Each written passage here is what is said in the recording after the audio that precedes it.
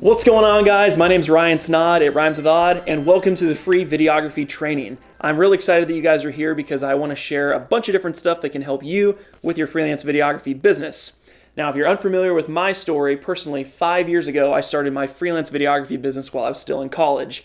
I was trying to just get out there and get hustling and make some extra money while I was in college, and have continued on in the last 5 years to go on to work in a ton of different industries, travel the country, and make some really awesome content for bodybuilders, the real estate industry, weddings, a bunch of different stuff like that. So I wanted to sit down and share some of the top secrets and top themes that I've learned in my process of starting my own business from scratch, and how you can do that for yourself as well. And I've noticed just a general trend in videography that a lot of people are more creative artists and not so much business-focused entrepreneurs. If you are that more creative person and you're kind of struggling with this business stuff, no worries, because I'm here to help you with that, and I want to help just give as much value as I possibly can in this training. Now, when I first started out, I was really ignorant and just thought that people were going to see my work and just be like, whoa, let's just book Ryan right now. And I learned really quickly that that is not the case, and that I have to really build a great portfolio and become credible. If you're in this boat right now, I completely get it, because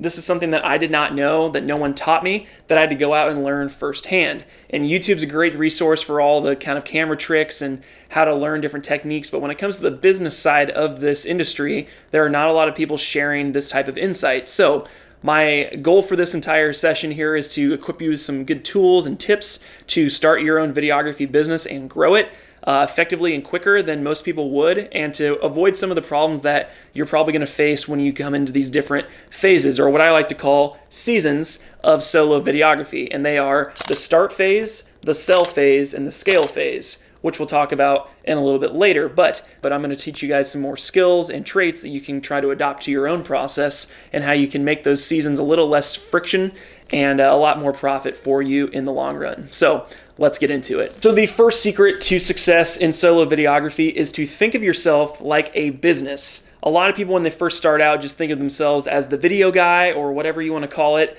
And when you start thinking of yourself as a business, a lot of core things change for you as you operate. The first big change is that you're going to have a lot more legitimate pricing. You need to get a goal in mind of what your goal income is for that, what the average job is going to pull, and then figure out how many jobs that you need to hit that number.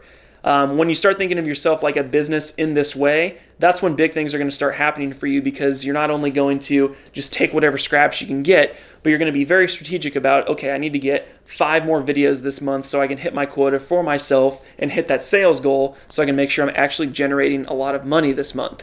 The other core difference of being a business and not just a individual is that you are much more reputable, and that you have kind of a brand or a certain level of professionalism to what you do on a daily basis. Another big difference with being a business is that you provide a solution to a problem, and you're not just making videos for fun or anything like that. If you just focus in one niche, or if you look at some different areas that you can give the most value, that's how you're going to find the solution to these people's problems. That leads us right into tip number 2, which is to focus on a niche and grow from there. A lot of people want to be everything to everybody when they first start out in videography, and that is the furthest thing from what you want to do. You want to just bear down on one little niche, get really good at it, and then start to expand outward.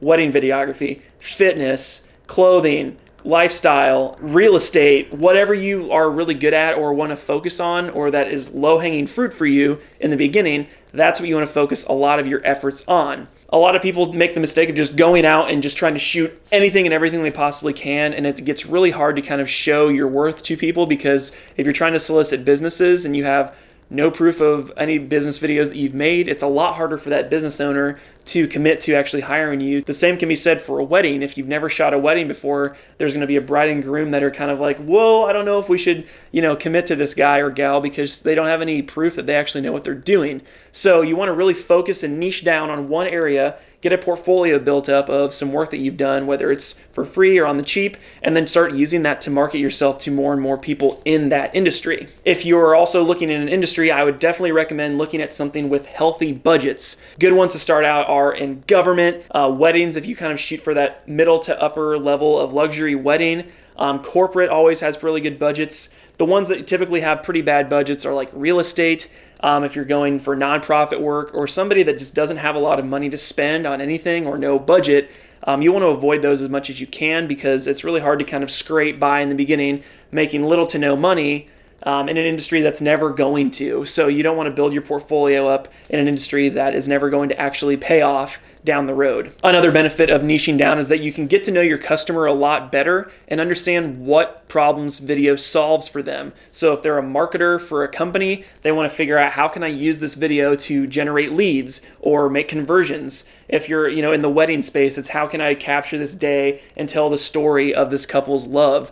If you're going into real estate, it's how can I showcase this home to sell it. So if you get to know your industry and your niche very specifically, you get to understand exactly what value you can bring from your skills to that client and how you can make the best bang for your efforts in that industry. Secret number 3 is to do the freemium method to grow your portfolio, meaning that you do free or little paid work to grow that portfolio to have a reel to then market yourself to other future clients. This is also called spec work. Make sure that you're doing spec work for projects that you would love to do in the future. So if you're doing a spec video for Under Armour, it's like, I want to go shoot a real commercial for Under Armour, so I'm going to do a spec video for free to use that to market to clothing companies or to market to athletic apparel companies or whatever it is.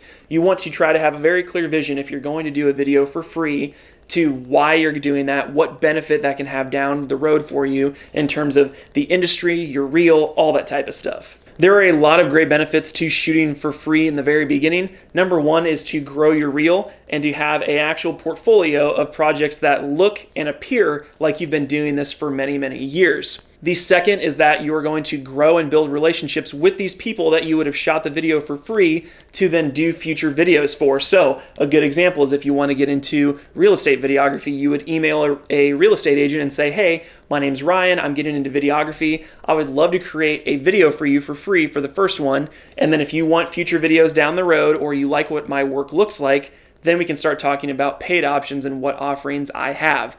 This is a great way to get your foot in the door and build a relationship with somebody that's going to take advantage of this free offering, but also understand that you are working to hire. You're working to build that relationship and working to understand how you can add value to their business. As you continue to grow your brand, you start charging for every single video that you do. When you start to look for projects that you're going to say no to, which might sound crazy right now, but that's when you want to start thinking about things that aren't going to be fulfilling in terms of the relationship to get more work down the road. It's not creatively fulfilling, so the industry is not interesting to you, or it just doesn't pay very well blatantly, and it's just not worth it for you financially to continue to make really cheap videos for this client. Secret number 4 is to have grassroots marketing. And ironically enough, I am actually a digital marketing strategist for a creative studio in my full-time gig. So this is kind of my bread and butter in terms of how to market yourself and how to position yourself online via social media. The thing I would recommend when you first start out is to not spend a dime on marketing or advertising, especially when you have very little money coming in. A lot of people want to just start doing Facebook ads or start doing Instagram ads or whatever it is to try and just think that that's going to bring a bunch of business in. But when you have no existing work, no one's going to hire you. It doesn't matter if you have a lot of great ads, a huge billboard, anything like that. It does not matter. A huge secret for grassroots marketing is to focus on that one niche and then go where your customers go. So if you're trying to make videos for small businesses in the area, you need to go to the Chamber of Commerce events. You need to go to the luncheons. You need to go to the events where all the small business owners in the community go and hang out. And you need to go and hang out there and talk to them and say, hey, I make videos for small business owners just like you. The same can be said for the wedding industry, corporate. If you're trying to do fitness, if you're trying to do real estate, whatever industry you're trying to get into, you need to physically go to the events that your customers or your ideal prospects go and hang out, and you need to participate in those events, and you need to be there physically and mentally and be there and talk to people. The last tip when it comes to grassroots marketing that I'm going to touch on is to share all of your final work that you are proud of on social media on every single platform that you can. Now, some specific tips for the different platforms. If you're trying to market to people on LinkedIn, which I would definitely recommend if your target audience is kind of that corporate or smaller business owner or professional audience, I would definitely recommend to focus on LinkedIn and share your videos natively on the LinkedIn platform. Now, when it comes to Instagram, I would definitely recommend that you recut your videos in the vertical format so you can upload them natively to Instagram and they look the best for the viewer. Another kind of hack is that you can tag the business that you actually shot the video for, but then in the comments also tag all the prospects that you think might be interested in this video. And chances are they're going to be tagged in it, they're going to at least watch it, and you're going to have kind of a direct line of communication with that prospect that you are trying to shoot more videos for. Facebook, I would tell you to share the video natively on your Facebook business page and then use your personal page to then share the business account's video so it reaches more people, because personal accounts are profiled higher than business accounts. Not to mention it just counts as a share, so then it tells Facebook, hey, this is kind of an interesting video. We might want to pump this out to more people on their newsfeed. If you can't tell, I love the marketing type stuff. I would find Facebook groups that are relevant to your target audience, whether it's the wedding crowd, the commercial crowd, real estate agents, whatever it is, and share your videos directly in the Facebook groups that are relevant to those people. Reason being, it's a populated group of people that have admitted that they are interested in your industry or the place that you think you can add more value, and they are probably very interested to see the video, not only for entertainment purposes, but also to see your work and be like, wow, this guy or gal is really good. We should hire this person. Secret number 5 is to underpromise and overdeliver. The secret to when you first start out is going above and beyond for every client that you ever work with. If they're only paying $200, give them a $2,000 video. If they're only paying $2,000, give them a $20,000 video, meaning that you give them way more than they paid for and they are going to rave about you to other people. When it comes to networking and word of mouth marketing, this is the best investment you can possibly have, because if people have a great experience with you as a vendor, they're going to be much more prone to brag you up later on, or if somebody's asking about, hey, does you know anybody that does video? You're the first person they're going to think of, because you went so far above and beyond their expectations and they were so blown away that they are going to be very, very likely to recommend you to other people. So not only is it great for your client, they get more than what they paid for, they're going to rave about you for future business, as well as possibly hire you for more videos in the future because you were so great to work with and that they want to get more and more great value out of you. So I have one more bonus tip for you for sticking around to the end of this video, and it is to ask the 3 whys. This one tip has helped me so much for not only identifying exactly what my customers and my clients want from me out of a video, but they've also reconciled why they think they should hire me and what other problems they've had in the past that I can make sure that I avoid so they have the best experience possible. The first why is why video. And what this means is you're going to ask them, why do you think video is the best solution for your problem?